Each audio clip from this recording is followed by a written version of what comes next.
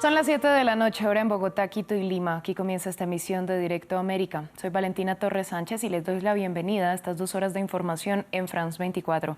Estos son los hechos más destacados de la jornada. Hay expectativa por el pronunciamiento de la Corte Internacional de Justicia sobre medidas cautelares a Israel para que frene la guerra contra Hamás. El grupo islamista dice que acataría un alto el fuego y entregaría sus rehenes israelíes si todos los prisioneros palestinos son liberados. A petición de Rusia, el Consejo de Seguridad de la ONU discute sobre el siniestro de un avión militar en la región de Belgorod, en el que presuntamente trasladaban prisioneros de guerra ucranianos que iban a ser intercambiados.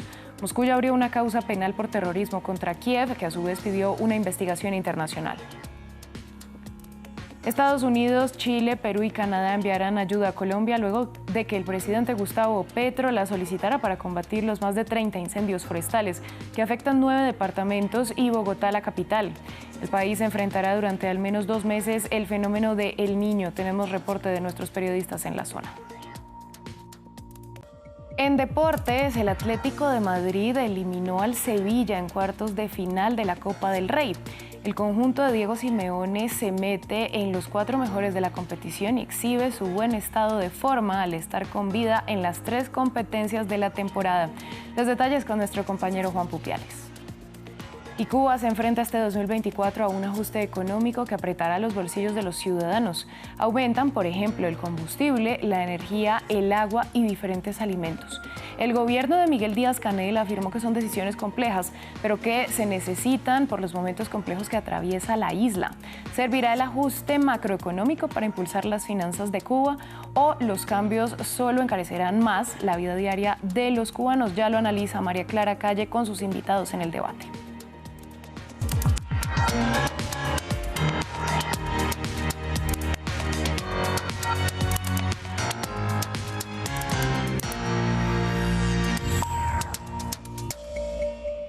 Recuerden que pueden dejarnos todos sus comentarios con el numeral Directo América F24. Nosotros iniciamos con noticias de Medio Oriente porque este viernes se espera un pronunciamiento de la Corte Internacional de Justicia que podría dictar medidas de emergencia para frenar la guerra en Gaza, mientras investiga la denuncia de genocidio del pueblo palestino presentada por Sudáfrica. Hamás ha dicho que acataría un cese de hostilidades y que incluso podría liberar a los rehenes que mantiene. Entre tanto, Israel lanzó más ataques sobre el enclave que dejaron al menos 200 muertos en las últimas 24 horas. Rodrigo Sedano nos amplía. Este viernes, fecha marcada en rojo en el conflicto entre Israel y Hamás. La Corte Internacional de Justicia se pronunciará sobre las medidas de emergencia pedidas por Sudáfrica contra Israel, al que acusa de genocidio contra los palestinos. Caso que el gobierno de Benjamín Netanyahu espera no prospere. Esperamos, por supuesto, que desestime las acusaciones completamente absurdas y ridículas presentadas por Sudáfrica. Pero desde el Líbano jamás ha asegurado que acatarán un posible mandato de alto el fuego desde el alto tribunal. Si la Corte en La Haya decide llamar a un alto el fuego, jamás lo acatará si el enemigo lo acata. En segundo lugar, la facción liberará a los prisioneros sionistas que tiene retenidos si la ocupación libera a todos los prisioneros palestinos. Mientras tanto, siguen las denuncias de ataques a civiles en los territorios palestinos. La agencia Reuters verificó estas imágenes del miércoles en la ciudad de Gaza. Allí Israel habría atacado a personas que esperaban ayuda humanitaria.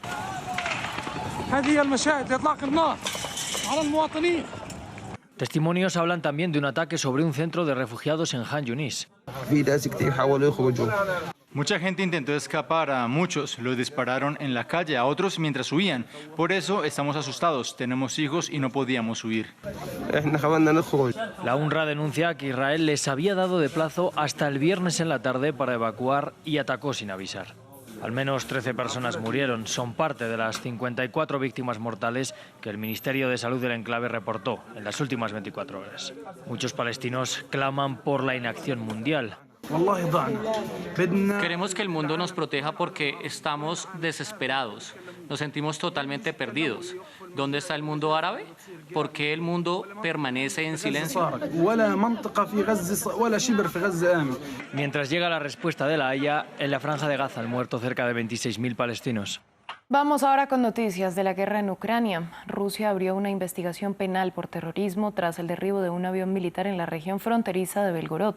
Según Moscú, en la aeronave eran transportados prisioneros de guerra ucranianos que iban a ser intercambiados. No obstante, Ucrania desmintió la versión del traslado de prisioneros y pidió una investigación internacional sobre los hechos. Todo mientras en Nueva York se reúne el Consejo de Seguridad de la ONU sobre el tema a petición de Moscú. En realidad no puedo encontrar ninguna prueba de que en el momento del accidente estuvieran a bordo ciudadanos ucranianos o de otro estado, ni siquiera ciudadanos de la Federación Rusa, especialmente grandes cantidades. Si así fuera, créanme, anoche los rusos habrían mostrado muchas fotografías y vídeos. Los cuerpos no se habrían quemado por completo, es decir, quedarían restos corporales que los rusos seguramente utilizarían con fines propagandísticos contra Ucrania. En Francia, el presidente Emmanuel Macron defendió una vez más la polémica ley de inmigración luego de que el Consejo Constitucional anulara amplias partes de la normativa al considerarlas contrarias a la Carta Magna. En total, 35 de los 86 artículos fueron total o parcialmente censurados, entre ellos los que trataban el endurecimiento del acceso a las prestaciones sociales, la reunificación familiar o el establecimiento de un depósito de devolución para los estudiantes extranjeros. En Colombia, el presidente Gustavo Petro confirmó que llegará al país ayuda de Estados Unidos, Canadá, Chile y Perú para combatir los más de 30 focos de incendios que afectan 9 departamentos y Bogotá. Luis Muñoz y Aitor Chavarri, periodistas de France 24, estuvieron en uno de los focos de la capital y nos traen el siguiente informe. Ceniza, humo y también el sonido de helicópteros y aviones que tratan de sofocar los múltiples fuegos que están azotando a Bogotá y a Colombia. Nosotros estamos en los cerros orientales, aquí en la ciudad de Bogotá, donde hay distintos puntos todavía abiertos. Hemos estado acompañando a bomberos y ejército a sofocar esos fuegos y lo que nos han contado es que hay muchos focos distintos, tanto superficiales como subterráneos, que dificultan las tareas de extinción del fuego. Y es que este jueves Colombia se ha despertado con más de 30 incendios activos en todo el país, por lo que el presidente Gustavo Petro ha declarado desastre nacional y también ha pedido ayuda internacional para tratar de apagar los múltiples fuegos. Entre las causas está que Colombia está esta semana registrando las temperaturas más altas de su historia. Apenas está lloviendo. También nos indican que es importante la sustitución en cerros de importancia natural como estos del bosque primario por especies invasoras como el pino y el eucalipto. Y por último también cabe destacar el fenómeno del Niño, algo que lleva preparándose el país desde el mes de noviembre y que muchos dicen que podría durar también hasta el mes de marzo o abril, por lo que también señalan que lo peor podría todavía estar por llegar. En Estados Unidos, el expresidente y precandidato Donald Trump testificó en el proceso judicial que decidirá cuánto debe pagar a la escritora Jean Carroll tras ser hallado culpable en un juicio previo de violarla y difamarla hace una década. El magnate habló solo algunos minutos en los que repitió que las acusaciones eran un engaño. Más temprano, los abogados de Carroll reprodujeron extractos de video de la declaración en los que Trump llamó a la excolumnista de la revista Elle mentalmente enferma y chiflada. Y Jean Carroll en una entrevista con el New York Times. Fue un episodio, no fue un crimen. No ha sido violada, algo no me han hecho. Hasta la presentación de esta ridícula demanda contra mí no sabía nada acerca de esta mujer. Nunca había oído hablar de ella, nunca la toqué, no tuve nada que ver con ella. Esta es una acusación falsa, forzada al ojo público por operadores demócratas como su abogado, sus financiadores y otros. En otras noticias de Estados Unidos, en Alabama se alzaron voces de rechazo a la espera de la primera ejecución de un preso mediante asfixia con gas nitrógeno, un nuevo método que el Estado espera promover como una alternativa a las inyecciones letales. Kenneth Smith, condenado por un asesinato a sueldo en 1988, ya sobrevivió a un intento de ejecución en 2022 cuando se abortó el proceso de inyección letal después de luchar durante horas para insertar una aguja en la vía intravenosa en su cuerpo. Ahora hay dudas sobre la efectividad de la máscara llena de nitrógeno puro para privarlo de la inhalación de oxígeno. Vamos a Brasil, que conmemora el 5º aniversario del desastre medioambiental de Brumadinho, cuando una represa de residuos minerales colapsó. Los 12 millones de metros cúbicos se vertieron, matando a 270 personas y llegando a 26 municipios, una de las catástrofes ambientales más importantes en la historia del país sudamericano. El presidente Lula da Silva instó a la empresa Vale a que se responsabilice por los daños, mientras las pujas judiciales continúan. Ramiro Cuellar Verena tiene los detalles. A 5 años de una de las catástrofes naturales más grandes de Brasil. Este jueves se cumple un nuevo aniversario del desastre de Brumadinho, donde una represa que contenía residuos minerales sobre una mina colapsó, desatando un vertido de 12 millones de metros cúbicos que mató a 270 personas y afectó a 26 municipios. Los familiares de las víctimas recuerdan aquella jornada. Ella le habló a su marido. Jorge, aquí está pasando algo raro que no entiendo. Los pájaros vuelan muy rápido, los árboles se mecen y el suelo parece que tiembla. Es como un terremoto, me parece muy extraño. Entonces ella miró hacia atrás. Cuando miró hacia atrás, el mar de barro ya estaba muy cerca de ella, así que solo dijo, Dios me libre. Y entonces ocurrió la tragedia. El presidente de Brasil, Luis Inácio Lula da Silva, se expresó en la red social X, donde instó a la empresa Vale a que se responsabilice del caos medioambiental que provocó. Hoy se cumplen 5 años del crimen que dejó a Brumadinho bajo el barro, cobrando vidas y destruyendo el medio ambiente. 5 años y Vale no ha hecho nada para reparar los daños causados. Es necesario el apoyo a las familias de las víctimas, la recuperación ambiental y sobre todo la inspección y prevención en los proyectos mineros para que no tengamos nuevas tragedias como las de Brumadinho y Mariana. Algunos habitantes continúan en sus casas mientras la puja judicial con la empresa no tiene definición y temen que sus hogares sean ocupados o desvalijados. Vale acordó con el Estado de Minas Gerais una reparación de 7.600 millones de dólares por daños ambientales, morales y colectivos, pero no empezó a pagar las indemnizaciones. Sin embargo, Brasil sigue sufriendo por uno de los episodios medioambientales más oscuros que haya vivido. Continuamos en Nigeria, donde según reportó la Cruz Roja, al menos 55 personas murieron en 2 ataques en el estado de Plateau en medio de enfrentamientos entre grupos musulmanes y cristianos. Crecen las tensiones en el centro de Nigeria. Decenas de personas murieron en enfrentamientos entre pastores y agricultores en el área del Cinturón Medio, región denominada por su separación entre el norte musulmán y el sur cristiano del país. Los testigos indicaron que los altercados del miércoles iniciaron por un ataque de un pastor del pueblo Fulani, mayoritariamente musulmán, que luego dio lugar a un contraataque. El presidente de la coalición de jóvenes de nacionalidades étnicas del estado de Plateau dijo que viviendas, 3 iglesias y una mezquita fueron atacadas.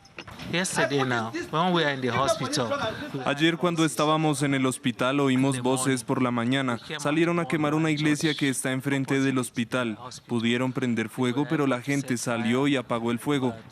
Volvieron de nuevo y apagamos el fuego. Y volvieron de nuevo a la tercera vez, pero no lo consiguieron.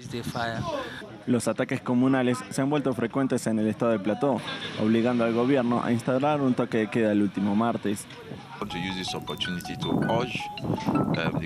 Solo queremos aprovechar esta oportunidad para instar a la buena gente del gobierno local de Mangúa que obedezcan el toque de queda. Creo que antes de hoy no tendremos paz, pero al tratar de imponerla creo que hemos hecho un buen trabajo para hoy y continuaremos haciéndolo para garantizar que se restablezca la paz, se restablezca la calma y el estado de Plateau sea mejor. La rivalidad entre estos dos grupos provoca reiterados enfrentamientos. A finales de diciembre, hechos de violencia dejaron al menos 140 muertos. En Mali, la junta militar que está al frente del país anunció que finaliza el acuerdo de paz alcanzado en 2015 con los rebeldes separatistas del norte. Los militares señalaron que la decisión tiene efecto inmediato y se produce tras meses de hostilidades entre los rebeldes y el ejército.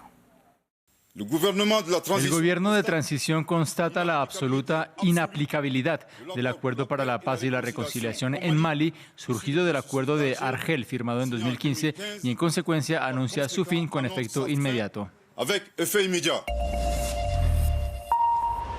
Momento de los deportes en directo a América de France 24, por ello ya me acompaña en el estudio mi compañero Juan Pupiales. Juan, buenas noches. Buenas noches, Valentina. Vamos a iniciar con el Atlético de Madrid, que es el último semifinalista de la Copa del Rey. Así es, concluyeron estos cuartos de final de este torneo y el conjunto dirigido por el Cholo Simeone, que eliminó al Sevilla en el Estadio Wanda Metropolitano de Madrid y es el único equipo de la parte alta de la liga que sigue con vida en todas las 3 competiciones de esta temporada.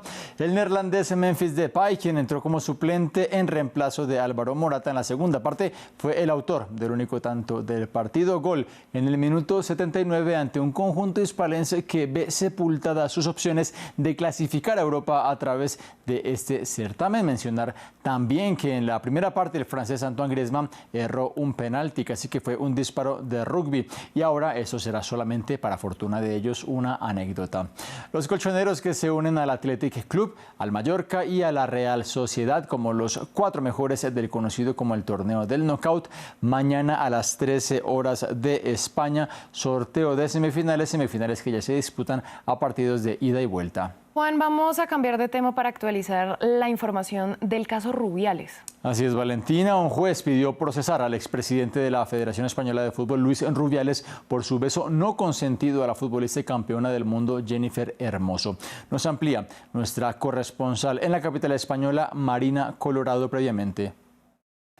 El caso del beso en la boca que recibió la campeona del mundo de fútbol española Jennifer Hermoso durante la entrega de medallas del Mundial en Sídney podría llegar a juicio. El juez de la Audiencia Nacional en Madrid, encargado del caso contra el expresidente de la Federación Española de Fútbol, Luis Rubiales, da por finalizada la investigación y propone que este sea juzgado por el hecho que el magistrado considera no fue consentido y que partió de una iniciativa unilateral y sorpresiva.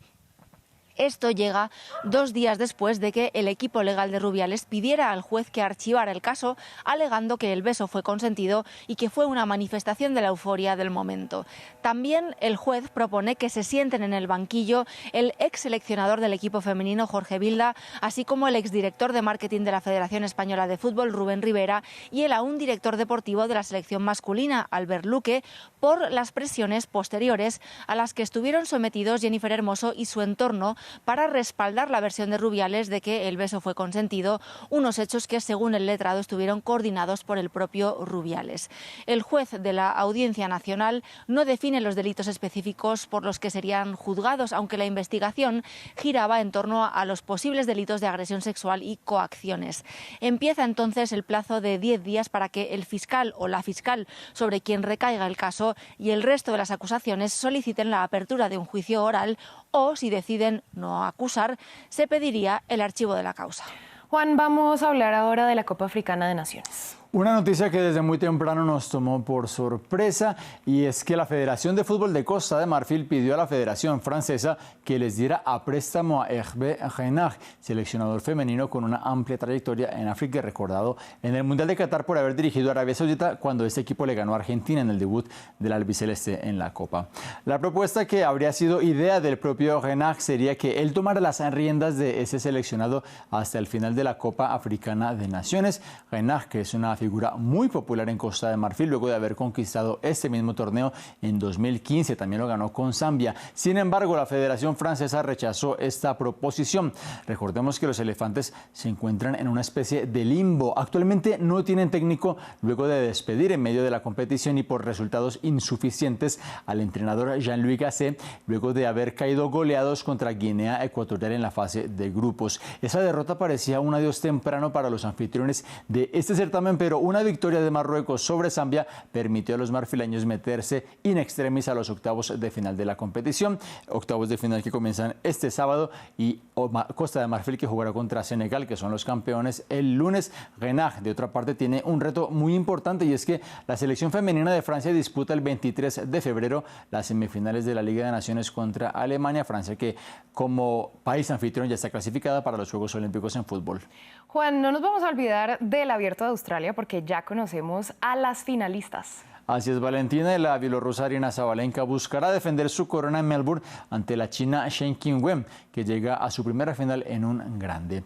Comenzamos con Sabalenka, quien se enfrentó a la estadounidense Coco Gauff en semifinales, en reedición de la pasada final del Abierto de Estados Unidos, que en esa ocasión terminó con victoria para la norteamericana, que levantó su primer Grand Slam. Parciales de 7-6 y 6-4 en favor de la nacida en Minsk, quien se convierte en la primera tenista que juega 2 finales consecutivas en ese torneo desde que lo hiciera Serena Williams en 2016 y 2017. La espera Sheng en imágenes, quien dejó en el camino a la ucraniana Dayana Yastremska, quien viene de clasificatorio, una jugadora de China regresa a la final de un grande 10 años después. La última fue Li Na. Pues Juan, a usted muchas gracias por esta ampliación deportiva. Un placer, Valentina. A ustedes por sus